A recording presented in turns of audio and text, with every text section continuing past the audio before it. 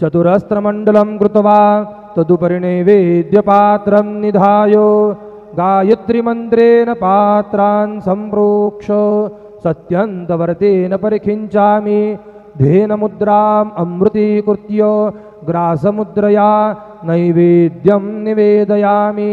ॐ प्राणाय स्वाहा ॐ अपानाय स्वाहा ॐ व्यानाय स्वाहा ॐ उदानाय स्वाहा ॐ समानाय स्वाहा ॐ ब्रह्मणे नमः।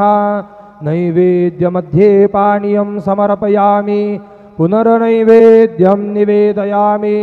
ॐ प्राणाय स्वाहा ॐ अपानाय स्वाहा ॐ व्यानाय स्वाहा ॐ उदानाय स्वाहा ॐ समानाय स्वाहा ॐ ब्रह्मणे नमः।